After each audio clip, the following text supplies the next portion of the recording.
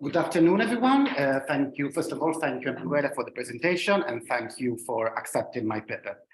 So this paper provides the results of my preliminary investigation of the scholia attributed to Severian of Gabala, a Syriac church father of the 5th century, among the catena manuscripts of the Pauline Epistles. As part of the project, die Alexandrinische und Antiochenische Bibelexegese in der Spätantike at the Berlin-Brandenburgische Akademie der Wissenschaften, I collaborate with Dr. Annette von Stockhausen in providing the first ever critical edition of the entire homiletic corpus of Severian of Gabala, by transcribing all the manuscripts of the direct edition and the fragmentary attestations in catenae and florilegia.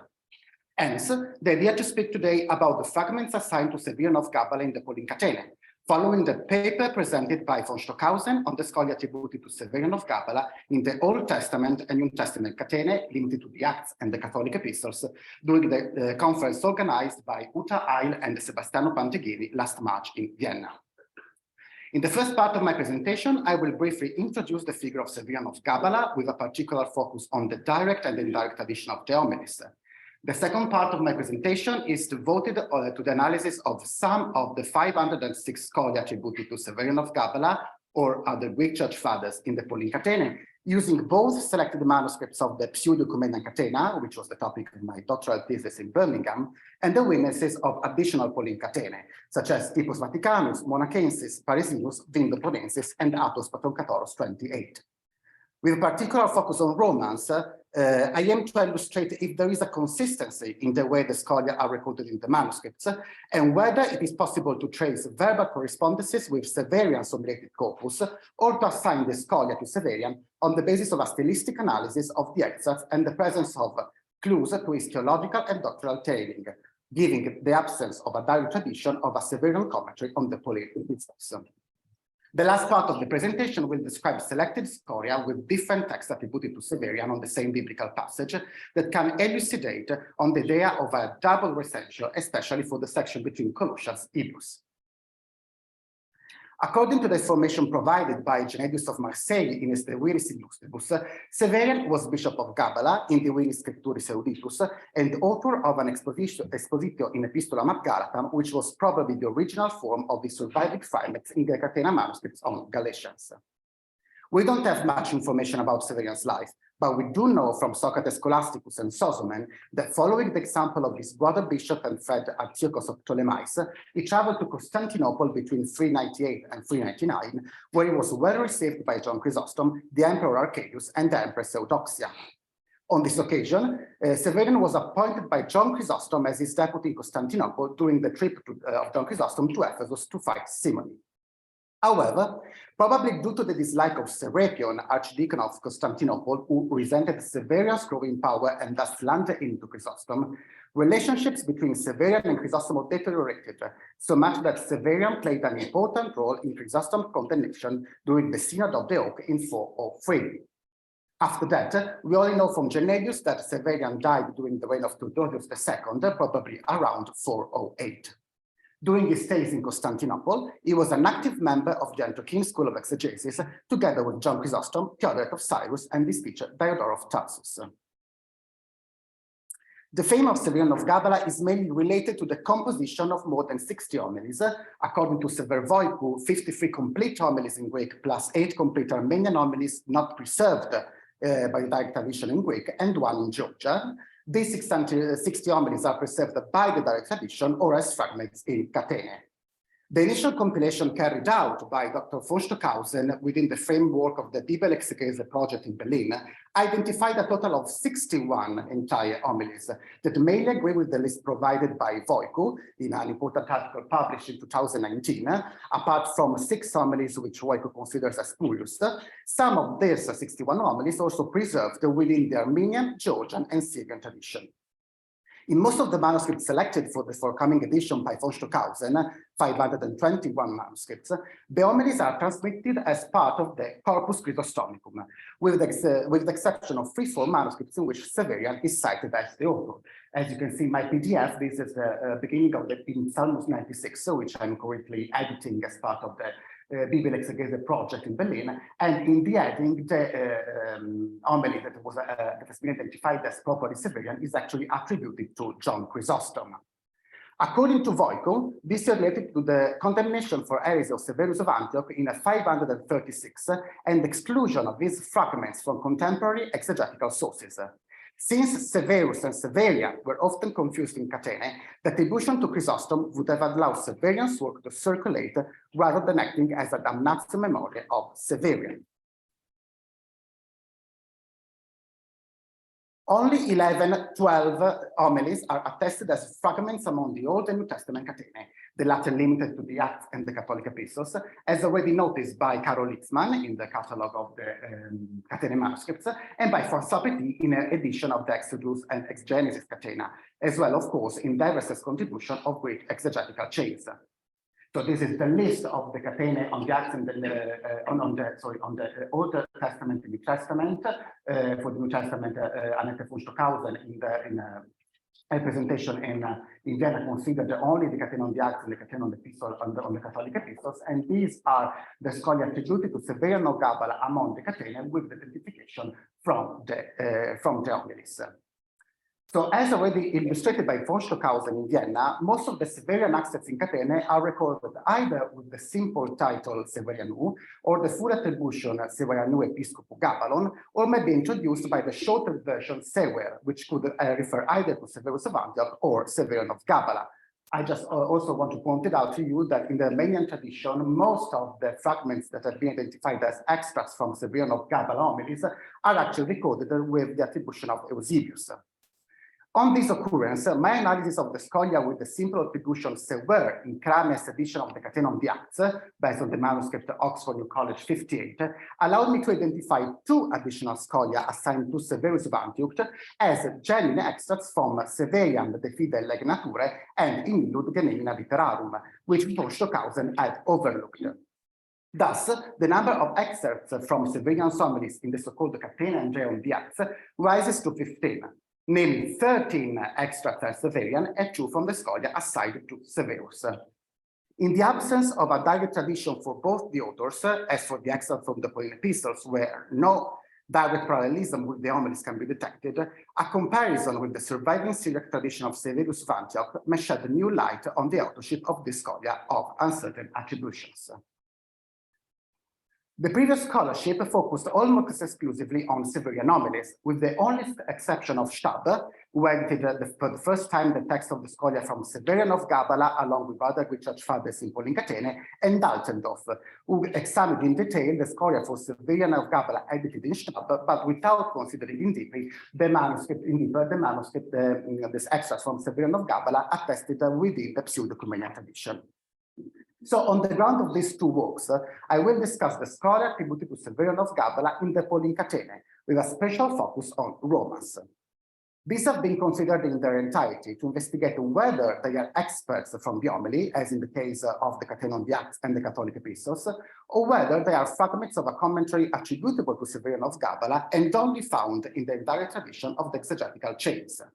For the section on 1 Corinthians Sibus, only the scholia presenting a double retentio, as in Staab Pauluskommentare, have been considered, namely those attested in the so-called Typus Vaticanus catena, Gregory Island 1915 on the one end, and in the manuscript Atos Patroclotaros 28, J 1900 on the other, for the section between 1 and 2 Corinthians, and the group of the Pseudo-Oecumenian manuscript versus the Typus Parisinus catena, or J 1910, and Atos Patroclotaros 28, for the section between Colossians and 2 Timothy.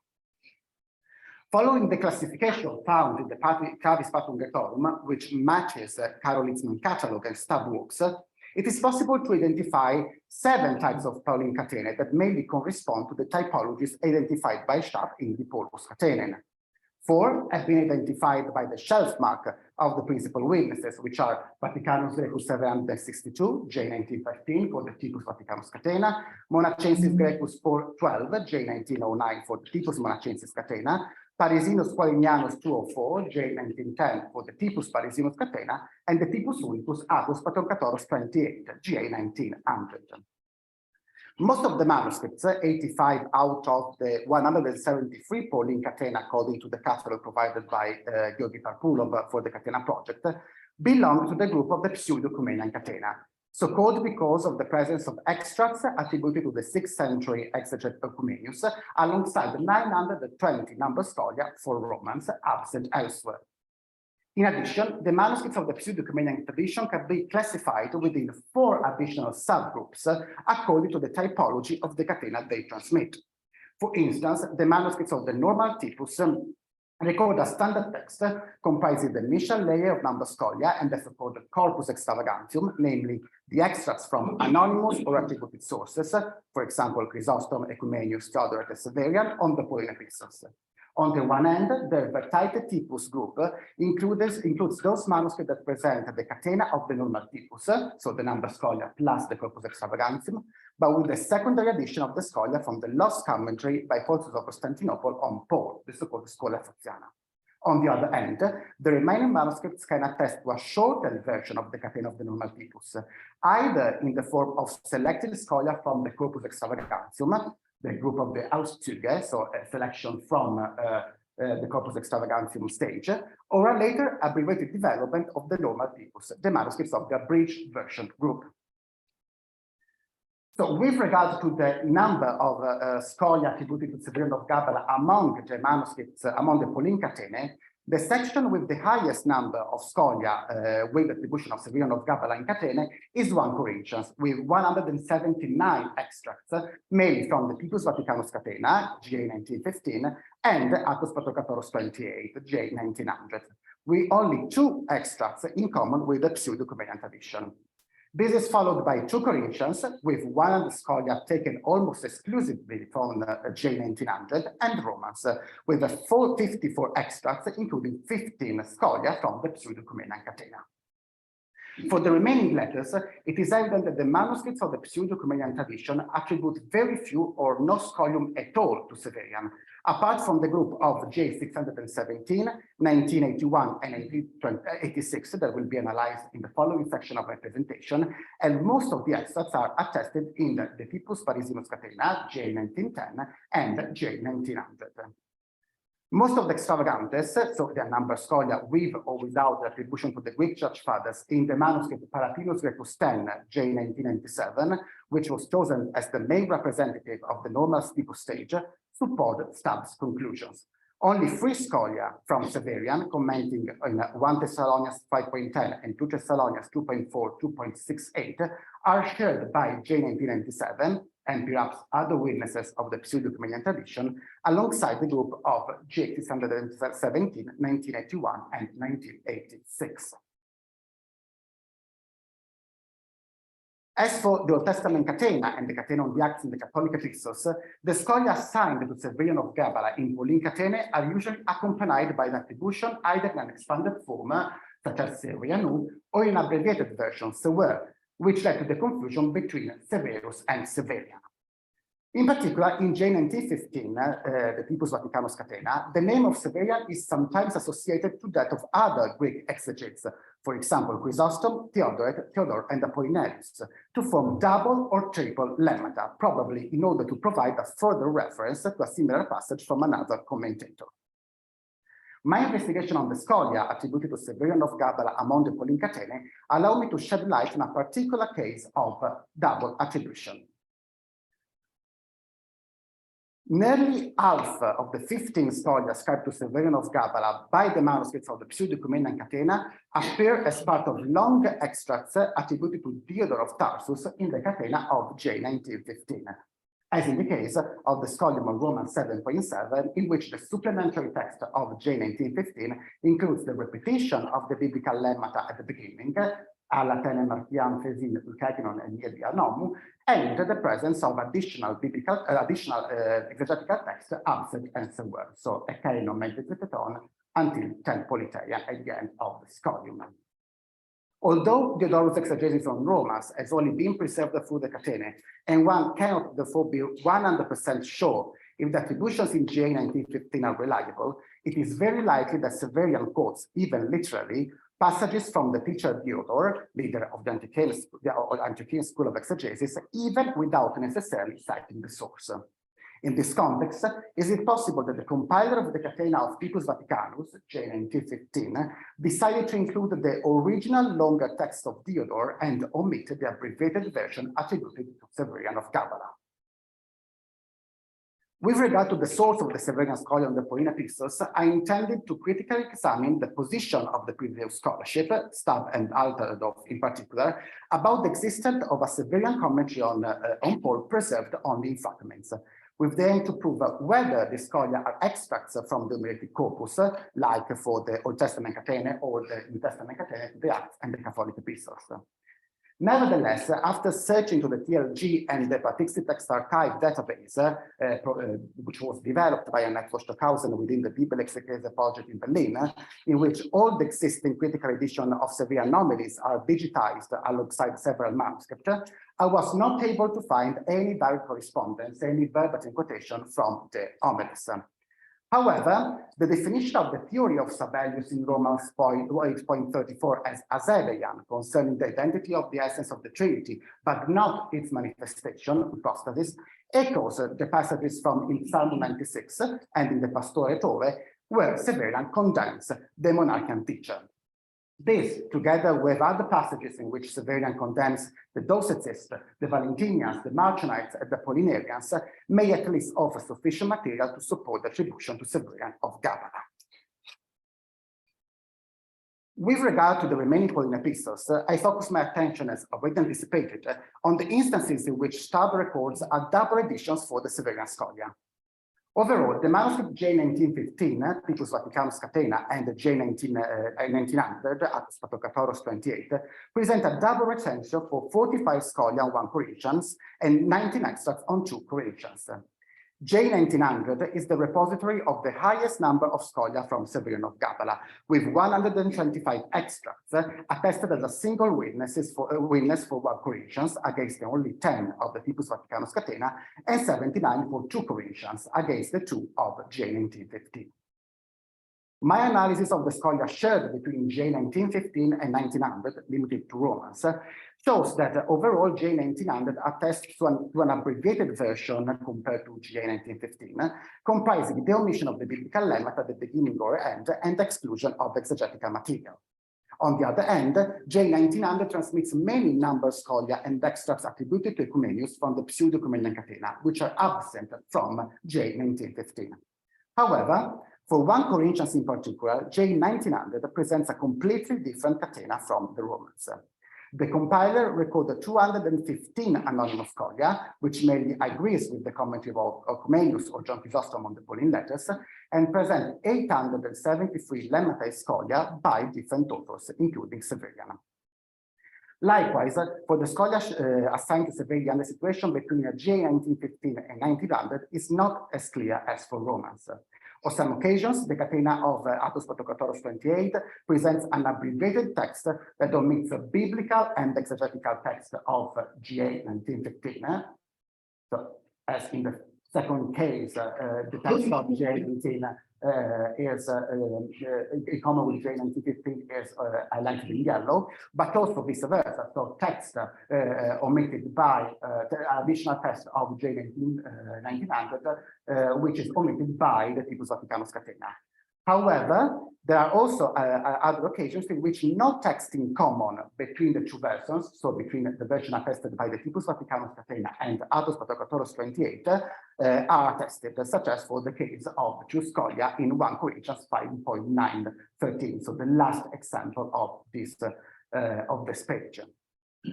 Like for the previous cases, in Colossians to Timothy, 2 independent editions are attested for 24 scholia. As Pierre Charles had already discussed in his study of the scholia from Severian of Gabala in the manuscript Barberinus Grecus 574, J 1986, these 2 independent versions of the same text are attested by J 1986, together with the 3 manuscripts J 617 and 1981, against the Typus Parisinus catena, J 1910, sometimes in accordance with J 1900. So for 1 and 2 Corinthians, we've got 2 different editions, one from the Typus Vaticanus catena or J1915, and one from Actus Patrocratorus 28.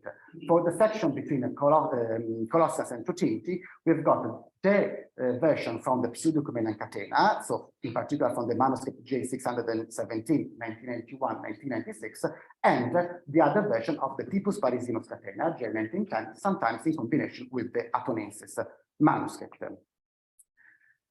For this double scholia, the same typologies as above are attested. So an abbreviated version of J1910, almost verbatim correspondences, or a completely different text. The example of Colossians 2.910, the first example in the table, is particularly interesting. While Charles states that the compiler of J1910 substitutes the original patros of the Pseudo-Oecumenian group with autu, and as an appendix at the end as a personal contribution, from which the scholar deduced a secondary revised version of the manuscript. In fact, the text of J1910 is a verbatim quotation of Chrysostom in Epistolum of Monacensis on that biblical passage. So further examination on the text of the Typus Parisinus catena of J1910 will confirm whether there are other occurrences in which a scholium attributed to Severian within the Typus Parisinus catena literally quote excerpts from John Chrysostom. To conclude, the purpose of this presentation was to offer for the first time a preliminary overview of the scholia attributed to Severian of Gabala among the Pauline catenae. The results of my investigation have demonstrated that, first of all, there is no literal quotation from the related corpus of Severian of Gabala in Romans, unlike the scholia from the Old Testament catenae or the catenae on the Acts and the Catholic epistles. However, references to the educational and doctrinal milieu of Severian of Gabala and, more broadly, the Antiochian school of exegesis offer new material to support the Severian authorship of the scholia. Further examination of the remaining Pauline epistles could unearth new excerpts from the Homilies, or simply confirm the hypothesis from Staab and Dalkerdorf about the existence of a comment on the Pauline epistles preserved only in catenae.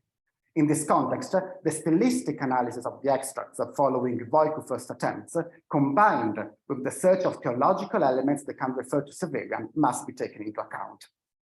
Second, the presence of a different version for the same scholia in Corinthians to Timothy seems to suggest the idea of a double edition of the text, probably realized by Severian himself, more than the possibility of a different catena tradition. In this context, the presence of multiple scholia with undetected text in common may support the first possibility. Finally, my work on the critical edition of Severian Homilies will allow me to gain further material of Severian style and idiomatic expressions that can help shed new light on the relationship between his homiletic corpus and exegetical production. Thank you for the attention.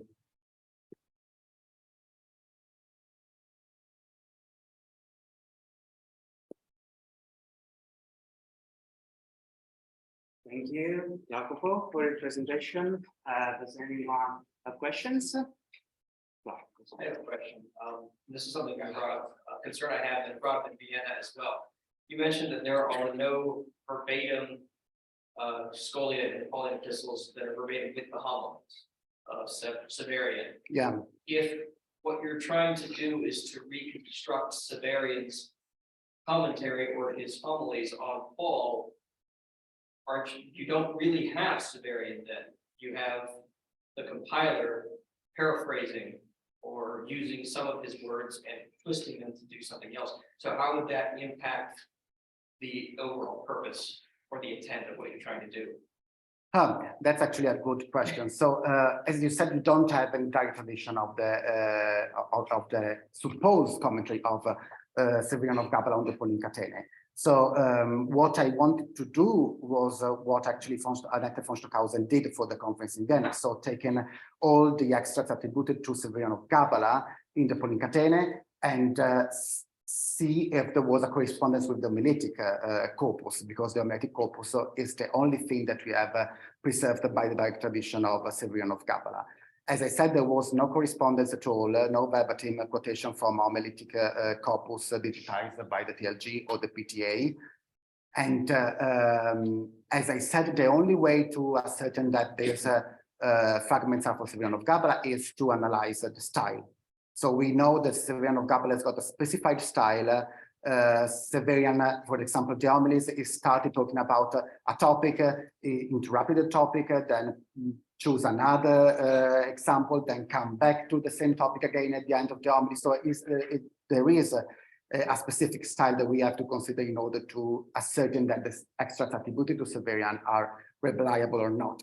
Plus, there are some papers which are, all basically the papers are written by Sever Voicu, in which Voicu considered some typical expressions found in the direct tradition of the Homilies of Severian of Gabala that we can take into consideration in order to see if actually the same expressions are present also in the extracts from Severian of Gabala in catenae. However, Voicu sometimes considered expressions that are actually very common in catenae in general. For example, he said that one of the typical expression of Severian of Gabala is adelphoi, but adelphoi is present thousands of times in the catenae. So we cannot use it as a reference to say, okay, this is 100% Severian. And then there is the problem also of the fact that, for example, in Typus Parisinus catena, we have this quotation from John Chrysostom.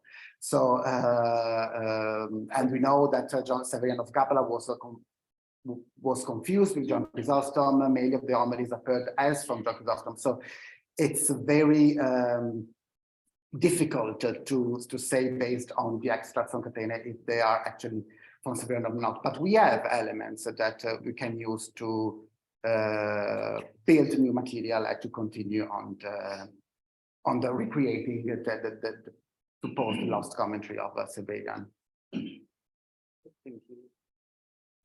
Any more questions?